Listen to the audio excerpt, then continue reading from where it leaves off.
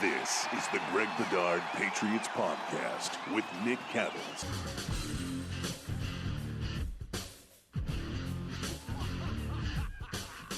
He's Greg, I'm Nick. The Patriots are on the practice field, folks. Training camp has begun. The Greg Bedard Patriots Podcast with Nick Cattles is brought to you by Athletic Greens, the all-in-one nutritional insurance for your body that has over 7,000 five-star reviews. Well, Greg, the Patriots were out there. You were there at Foxborough this morning, taking in all the action. Let's start. Matt Patricia, I heard he was on some kind of walkie-talkie. What did you see from the coaching staff today? Yeah, I don't know if it was all that different, Nick, than what we saw in OTAs, but, you know, maybe a little bit. I mean, my sense was, look, early on in practice, Matt Patricia was very involved with Mac Jones and the quarterbacks. Then he sort of went off into the corner with the offensive line when it was more individual stuff, and Joe Judge took care of that. But the last half of practice, when there was a lot of team going on and the offensive line was part of it, it was all Matt Patricia calling the plays. I mean, to me, it felt like Matt Patricia is clearly in control of the offense. And Joe Judge, this was sort of the first time where I was like, Joe Judge is just kind of the quarterback's coach. That's how it felt today.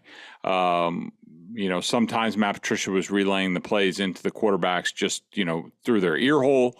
Later on in practice, they had the walkie-talkie out. So, you know, to me, I don't know if Matt Patricia is going to be the ultimate play caller at the end of the day. On game day, I think that's a ways off, and we'll have to see in the preseason. But for sure, it looks like he's going to be the offensive coordinator, where, you know, he's in charge of scripting the practices and things like that, and what they're doing as far as plays. And so I thought that was a little bit different today. It was definitely a different feel.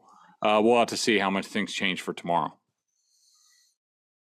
It's interesting. Now we have some roles somewhat defined, right? Now Joe Judge, we know, is the quarterback's coach. He'll be working with Mac all week long and you know, making sure he's set to go. And then you've got Matt Patricia, who looks like, as of right now, will be calling the plays. The Patriots would not be the only team in the NFL that has a separate quarterback coach and offensive coordinator. It happens often in the league. A lot of people are kind of just used to Josh McDaniels being the guy, the head coach of the offense. This is going to be a tweak.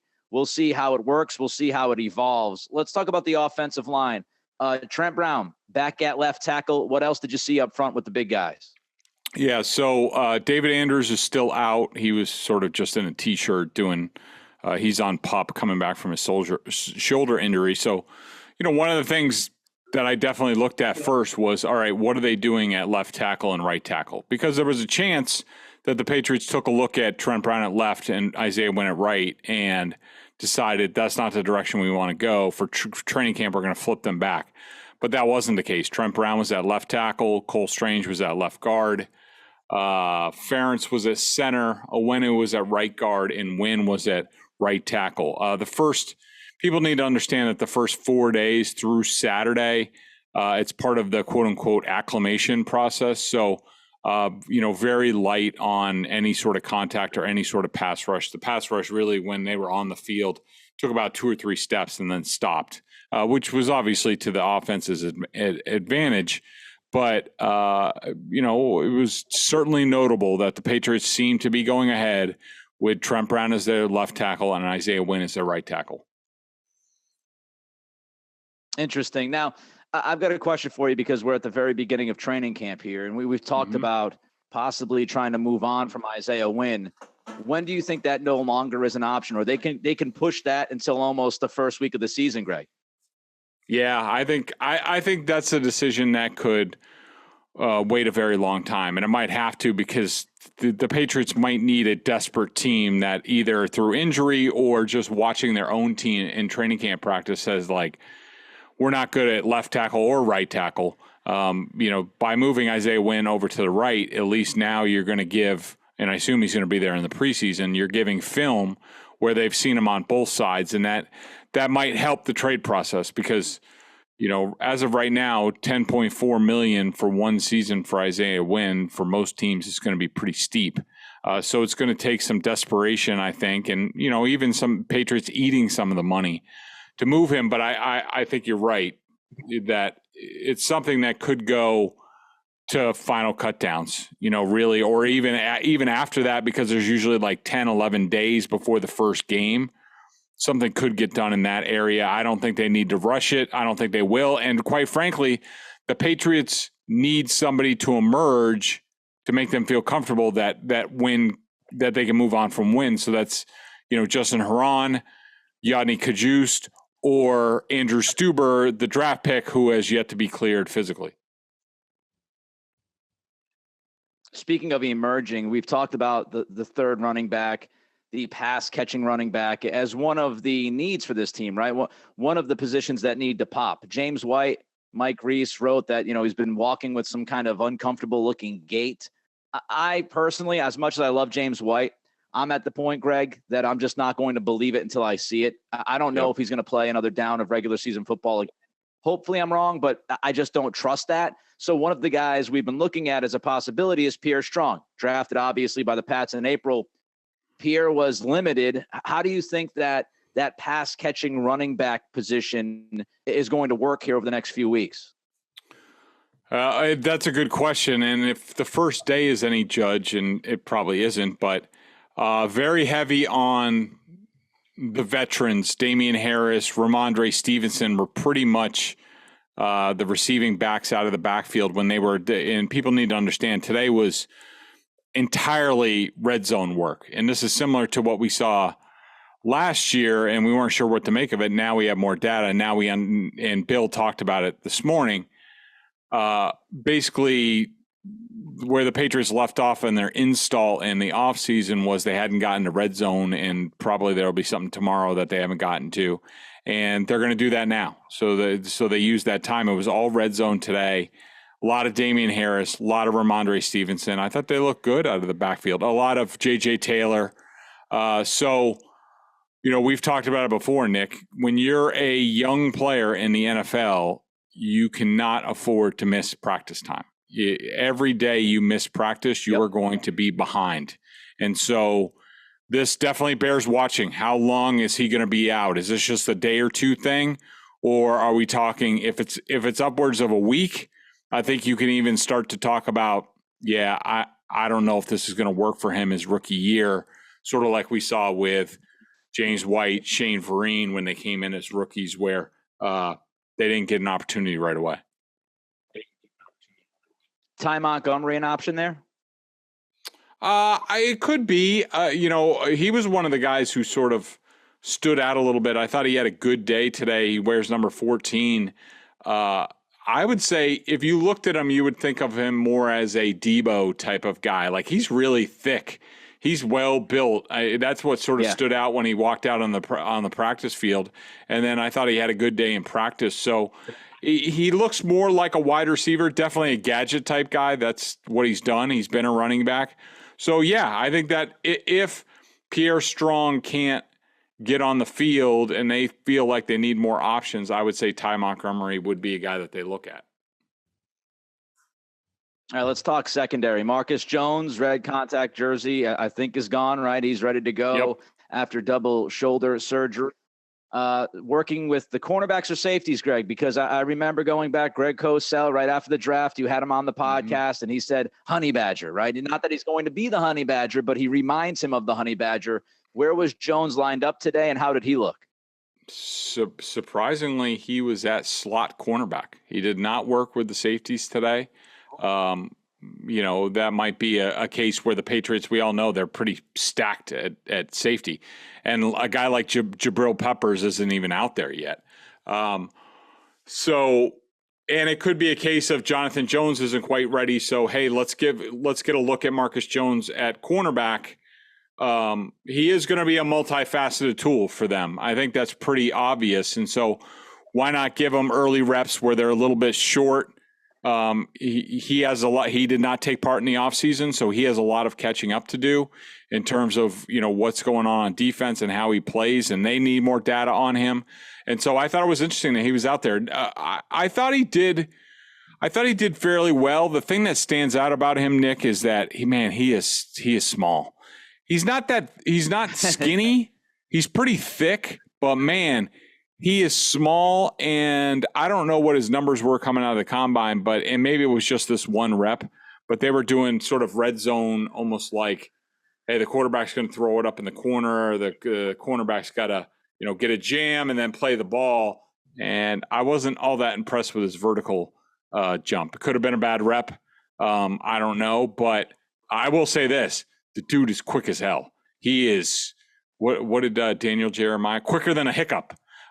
He has that going on for him. So that's good for the slot. But I do think long term, I think he is a honey badger sort of multifaceted tool in terms of, he can line up basically anywhere. I believe Daniel Jeremiah stole that from the great Jim Ross from the WWF, WWF, by the way. All right, so know. The rest of this, I would know that. I am the wrestling nerd of these two people talking to you right now. So, all right, let's look at the cornerback group. The top three guys, Shaun Wade was in the slot. Marcus Jones played behind him. How about the 1 and the 2 on the outside, Greg? So it was Jalen Mills and Terrence Mitchell, sort of a continuation of the offseason. I don't know if that's a, big surprise. But then you had, Malcolm Butler was in the second group with the rookies, Jack Jones, Marcus Jones. So, that was definitely an interesting pairing. Juwan Williams, former, second round pick. Yep. He was in Scrubville with guys I never really heard of. I will say, though, that Juwan Williams had an interception today, a nice interception today in practice. So, that was nice, but he was definitely, he was probably looking around and being like, bruh, these are the guys I'm playing with? Really? Really? He's doing the John Travolta from Pulp Fiction, the gift that's always going around where he's just like in the room, he's looking around like, what? Who am I with here? Out of the guys, right? So I think we know what to expect from Jalen Mills, good and bad. Out of the other guys, Greg, Terrence Mitchell, Wade, Jack Jones, Malcolm Butler. I won't include Marcus because this was his first practice today. And I know it's very limited and it's early, but is anybody sticking out to you in any kind of way out of those, rest of the guys group at cornerback? Well, I will say to this point, and I thought today with it being all red zone, it was tough to really tell much of anything. With the second, a lot of the red zone work in the secondary is passing off guys, and so it's hard to tell. There was no sort of 7-on-7 period where it's just like, 1-on-1, just in the middle of the field, or or even one-on-one work, which you'll get a lot of cornerbacks versus wide receivers. Hey, the wide receivers get to make a move and none of that stuff. So it was hard to tell who stood out. But to this point, if you include the offseason, I think you would say, Jack Jones is a guy who has stood out among the group. But you could tell the Patriots like Mitchell for whatever reason. The Texans didn't want him back. I think the Patriots think they found a diamond in the rough there, but we'll have to see. Fascinating, too, because, of course, you have the other part of that story, right? Nick Caserio made the decision that it was not the guy in Houston, and they didn't want him. If Belichick gets something out of Mitchell, it's kind of like a ha-ha, kind of snub the nose at Caserio. We got one over on you, Nick. You screwed that one up, my man. Let's talk about linebacker. That's another position that we've discussed an awful lot this offseason. We know Juwan Bentley is going to be there at the second level. Raekwon McMillan, we now know, is healthy. He's ready to go. He was out there today. What'd you see from the second level, Greg? And was there something interesting they did with Mack Wilson at one point? Yeah, pretty much the second group. So Bentley and McMillan were the first group, and then it was Mack Wilson and Tavai were the second group. I didn't see a whole lot out of Cam McGrone in this practice. I mean, maybe I just missed him and I was watching something else. But Mack Wilson, in red zone sort of coverage situations, Bentley was not on the field, and it was Wilson and McMillan. And I think Bill was asked about McMillan this morning, and I think he singled out sort of his experience, which he does, and which he does have, and also sort of his quickness. And he's coming back from a knee injury, so that's tough to judge. But I do think it's a continuation of what we saw before his injuries. They really like Raekwon McMillan, and I think they're going to mix and match sort of their linebackers after that, in terms of Bentley against the run. Is Mack Wilson? Is it Cam McGrone? We'll have to see. The McGrone thing is interesting because of all the pumping of the tires the Patriots did around draft time, saying, "Oh no, McGrone, he's pretty much our draft pick out of this draft," and he hasn't done much so far. And again, it's really early. Who knows? But he hasn't really been out there doing a whole ton. The question that I have when I hear you break it down so far, and again, the caveat is it's really, really early. But if you're going to roll out Mack Wilson on passing situations, that makes this defense pretty predictable at the second level. And you would imagine that offenses would be able to, especially in 2022, take advantage of that. When they see Juwan Bentley out there, they know the Patriots don't want Bentley in coverage. Can they get Bentley in coverage? And I wonder, therefore, Greg, is it possible that, Wilson ends up playing more than Bentley when we get into the season because of that predictability that you have when Juwan's out there? Or Belichick will say, screw it, I'll deal with the predictability on those plays. If they get Bentley in coverage, tip of the cap to them, but we just trust Bentley way too much. Yeah, I think for now, considering the lack of experience that all the rest of the guys have in the scheme, I think it's Bentley's job to lose. But I do think the Patriots will look at it. I mean, you're hoping, if you're the Patriots, you're hoping that Mack Wilson at the end of the day isn't a one-trick pony and that he can be an every down type of guy. I think you're going to see, we've seen it at cornerback, we've seen it at safety, we've seen it at other positions. The Patriots are sort of game plan matchup people, and that, I think now we've never really seen it with inside linebacker. They've been pretty defined on how they do things, but now I think, you could get a situation where against certain teams, it's a lot of Mack Wilson and McMillan instead of, Bentley and McMillan, that sort of thing. All right, let's jump to the offense. The name that I saw a lot on Twitter today was DeVante Parker. Sounded like he had a pretty good practice. What'd you see from the new man in town on the outside there? Yeah, I mean, certainly looks good and in shape in that, the new number 1 jersey now that Nikhil is no longer around. He looks good on the field. When he was out there, he had a couple of really nice hookups with Mac Jones where he was able to use his body, his catch radius, which, we knew is the strength of his. I think I was a little bit surprised, and I think Mac Jones was as well, that, Parker got up, showed some nice vertical jumping ability on some contested catches, and that was impressive. It was good to see, Parker flex for the crowd and get them all into it, on his first day. I thought it was a really nice first day for DeVante Parker. And, if you're a Patriots fan, you're hoping, okay, just stay on the field, keep building that rapport with Mac Jones, because, at the end of the day, that's what's going to be important. And it could be ruined by, if he's had injury problems in the past, he pops a hammy and he's out for a week or two of practice. All of a sudden, the trust that he's building with Mac Jones has to be rebuilt. And that would be unfortunate. Yeah, you just hope he stays healthy, because he does, absolutely no doubt about it, bring a different element to this offense, an element this offense has been looking for quite a long time. And if he can stay healthy and he gives that to this football team, their offense is much more versatile and difficult to defend, easily put, and it makes Mac Jones that much better. Another guy, I think, before we move on to like your big umbrella thoughts from today, I just want to, I know you pointed out Kendrick Bourne and you said his energy and enthusiasm. Is Kendrick Bourne like the media's guy? And I don't mean that he's like a binky for the media, but it seems like universally Kendrick Bourne is loved by the media more than anybody I can remember in recent memory with the Patriots. You guys love this dude.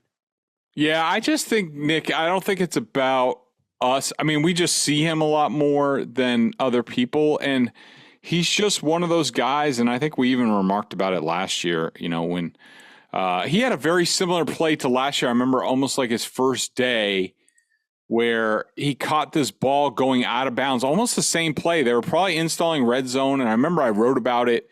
He was going out of bounds on the left sideline in the end zone. He caught it, and then he sort of like leaped up in the air and got all excited. He did almost the exact same thing today.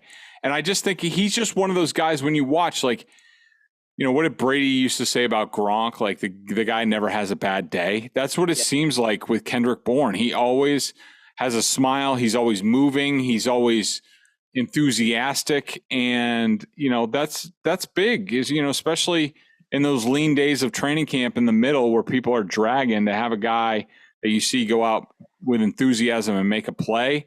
I think it really does translate to the rest of the team, and so that's why we love Kendrick Bourne. Yeah, good vibes. He brings the good vibes, and he's also a pretty damn good football player. So yep. when you have the good vibes guy also be a good player that can help the offense, that's good. I'm not telling you he's Gronk, of course, but he is a good football player that can contribute. All right, so big picture thoughts, just kind of your big takeaways from what you saw today, Greg.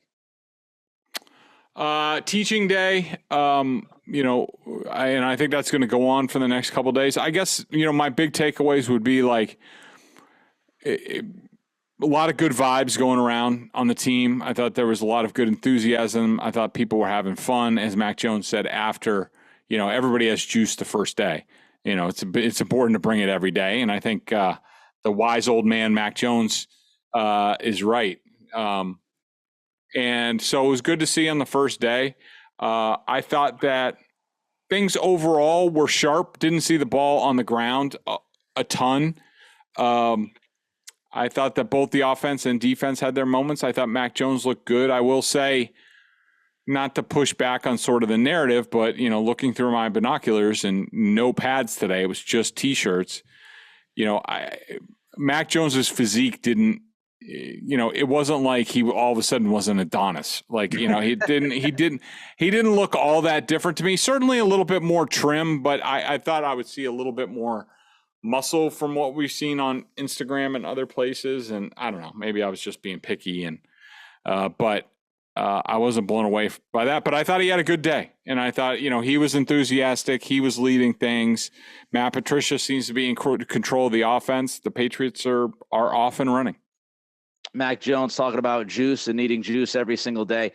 I heard you talking about athletic greens last week, and you were talking about how athletic greens gives you the juice every day, it gives you the energy. And I just got my delivery of athletic greens in the mail this week, so I can't wait to dig into that. But tell the fine people that listen to this podcast about athletic greens and how it's helped kind of change your life in your sometimes wet blanket disposition. I don't know if it's helped that, but tell the people about athletic greens. I will say, yeah. I mean, look, I relayed this story last week. 100% true. There's a Packers player that I used to cover, and he asked people on the internet. He's like, "What's the one nutritional supplement that you wish you would have used before?" And I looked through the mentions because I'm always looking for something to add to my repertoire, and person after person kept saying athletic greens. And I'm like, what the heck is this stuff? And I Googled it and I started reading it, and you find out with one delicious scoop of AG1, you're absorbing 75 high quality vitamins, minerals, whole sourced ingredients, probiotics, and adaptogens to help you start your day right. This special blend of ingredients supports your gut health, your nervous system, your immune system, your energy, recovery, focus, aging, all these things. And I completely agree. I've been using it for 3 weeks now. I have my routine. The first thing I do, even before I grab a cup of coffee, is they send you a little bottle, you put your water in there, you put in a scoop, you shake it up, and look, we all know these green juices, a lot of them don't taste very well. But I gotta say, this does not taste quote unquote healthy. It has a little bit of a mint towards the end. There's no aftertaste. There's none of this garbage that at the end after you swallow it, you're just like, oh, holy cow, what did I drink? It's very smooth. I love it. I mean, I can notice the difference, in sort of my energy level, my focus, consistency of, going to the bathroom and all that stuff. It helps you in so many different ways that, I've been blown away. And I know some of my family members heard my spot and they bought it and they're into it. Everybody needs to check this out. And, to make it easy, Athletic Greens is going to give you a free 1-year supply of immune supporting vitamin D and 5 free travel packs with your first purchase. All you have to do is visit athleticgreens.com/Bedard, Bedard. Again, that's athleticgreens.com/Bedard to take ownership over your health and pick up the ultimate daily nutritional insurance. Athletic Greens. Shout out to Greg Bedard's regularity. Woo, woo. Exactly. That is very important. I'm not getting any younger, Nick. No, none of us are, my man. And by the way, legitimately for a second, I just want to point out, check out Greg. If you haven't seen Greg's Twitter page today, I saw the tweet you sent out earlier today from where you were physically about a year ago to where you are now. And my man has lost almost like a complete human being. So, great job by you. It's great to see you get in better health. And it's awesome to see that this stuff has worked for you and you continue down that road. Let's talk about the three competitive positions. Okay. We've got cornerback, linebacker, and right tackle. Let's start with cornerback, Greg. Give me the lowdown on this position, contenders, favorites, dark horse. How you feeling?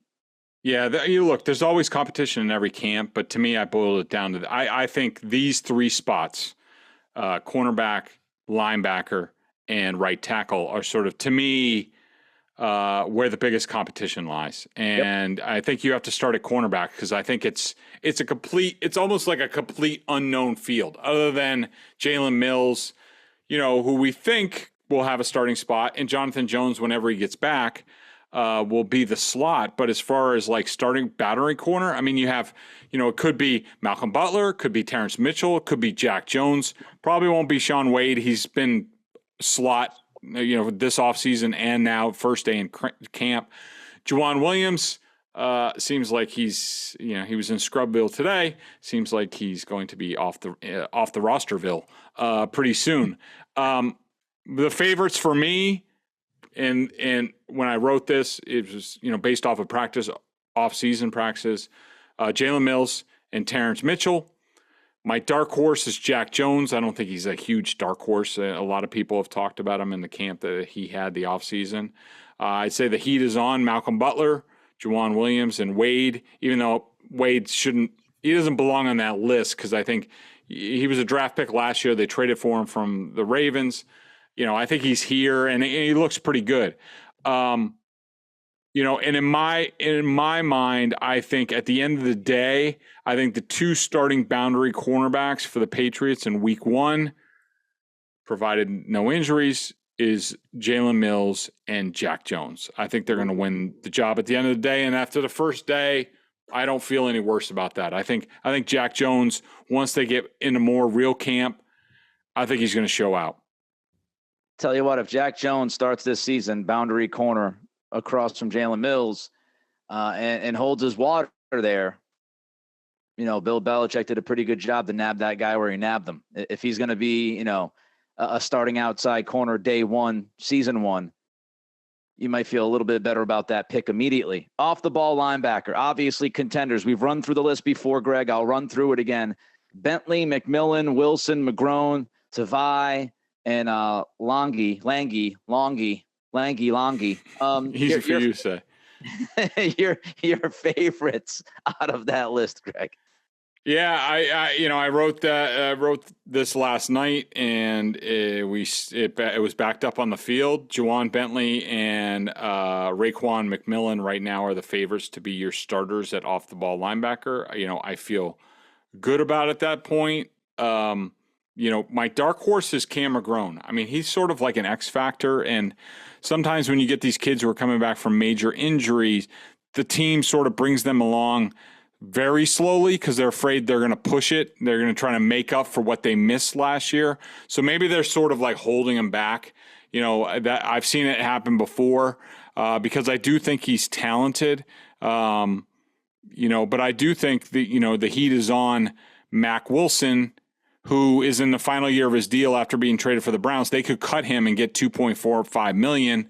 I think they're going to give him a real chance to show what he can do and then sort of make a decision. I don't think it's coming anytime soon. And then Tavai and Langhi are interesting because Jelani Tavai is a guy that Matt Patricia basically brought from Detroit with him. So he has he has an endorser on the coaching staff who happens to be very close with the head coach / director of football operations. Bill Belichick. And then Langhi is a guy who, ever since he was a undrafted free agency here way back in 2017, they've always liked him. He had the car accident, and then that sort of derailed his chance here. Went to New York, played really well there.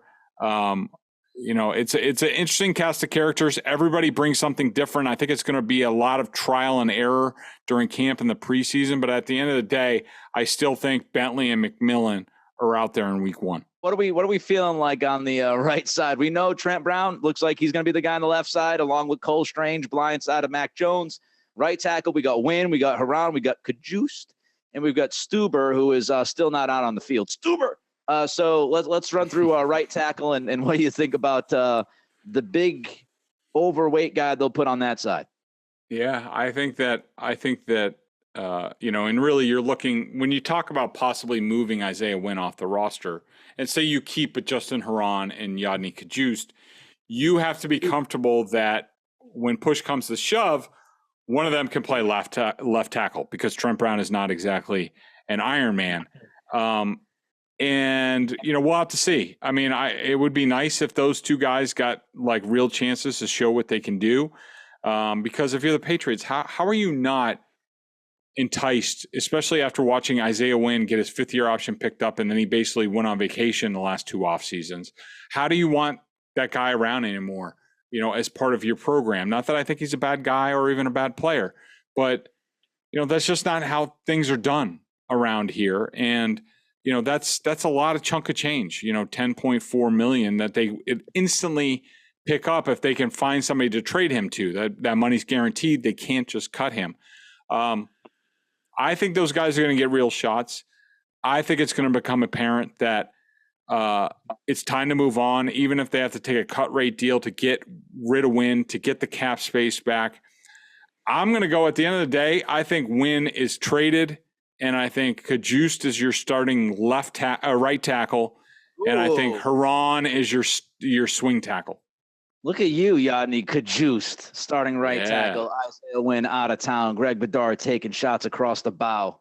Well, that'd be interesting. It'd be fascinating. Who would have thought the offensive line to start 2022, if that is how it plays out, that it would be Trent Brown, Cole Strange, David Andrews, and then, you've got who am I blanking on? Come on, right guard.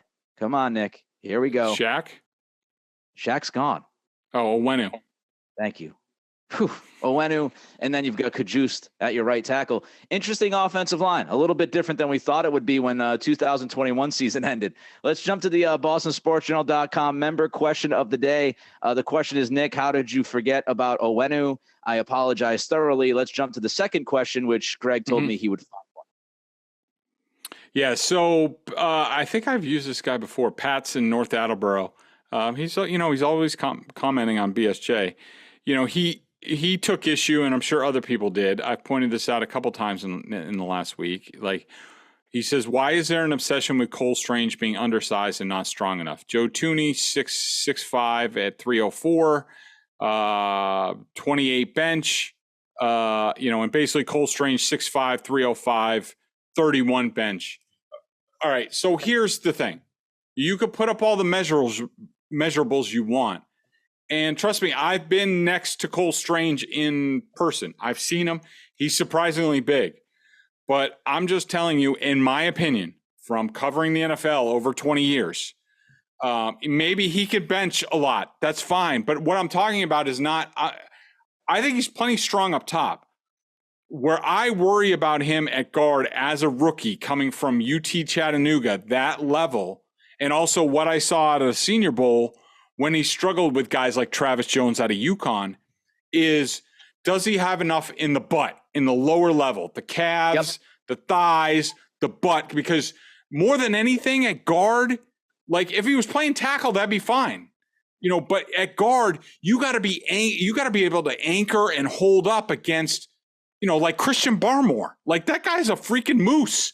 And like, I couldn't hold up to him, me and my skinny legs and skinny butt. Like, so that's what I'm looking at. It has nothing to do about his arm length, has nothing to do with his ability to bench press. It has to do with his lower body strength, and I have questions about it. I'm not saying he can't do it. I'm just saying that is a question I have. It's something I'll be watching once they go to one-on-one drills, and I have a feeling that he's going to struggle a bit, but I think in time he's going to be a good player, especially after, a bunch of squats and deadlifts and stuff like that, over the course of his career. But for right now, yeah, I'm a little bit worried that he's a little light in the britches to go up against these NFL defensive tackles. And I think it's legit. We're talking about the badunkadunk. We're talking about the caboose. We're talking about the tuk-tuk. We're talking about the ass, North Attleboro. We're talking about the ass. And when you are, you could be 210. You got a measurement for that ass? Got a big old back? What do you got? Got a big old booty back there? What's going on there, Coach Strange? I have no doubts about Mike Owenu's caboose. Let me just say that. No questions about that. His badunkadunk is the anchor you're looking for if you're looking for good badunkadunk. Felger's really the expert in badunkadunks, isn't he? He started that years ago with Larry Fitzgerald's tuk-tuk. He talked about Fitzgerald's tookie. I think so, yeah. But it's all about weight distribution. Like, I'm a fight fan, and Greg talks about that sometimes, UFC fan and stuff. You'll see certain fighters who are like, welterweights, and they're fighting at, 170. And a dude at 170 can be all up top, muscular, and his legs are tiny, and his calves are tiny, and his quads are not thick. And then you'll see another dude who's fighting in the same weight class at 170, and he's the exact opposite. His quads are huge, his calves are huge, and he's not as thick up top. It's like Saquon Barkley has the most ridiculous-sized quads in the history of the NFL. It doesn't mean he's 350 pounds. It's weight distribution. And so if a guy is the same height and same weight, it doesn't mean he has the same exact body form. It's not how it works. Mm-hmm. If you put on weight, every time someone puts on weight, you distribute it differently, right? Some people put weight in the padunkadunk. Some people put weight in the side luggage there, right? The love handles. Some people put weight in just the belly. You see dudes that have a flat chest and a big old gut. You see other dudes that distribute it differently. That's what it's all about. So if you could take one thing away from this podcast today, it's pay attention to the badunkadunk, the caboose, the tuk-tuk when you talk offensive line. And Greg is here to tell you. And he knows about weight distribution over the last year. If there's anybody that could tell you about putting weight on, losing weight, it's Greg Bedard. Baby got back. Greg Bedard, Patriots Podcast with Nick Cattles, brought to you by our friends at Athletic Greens, the all-in-one nutritional insurance for your body that has over 7,000 five-star reviews. Everybody be good, be safe, be healthy, and we'll talk to you next time.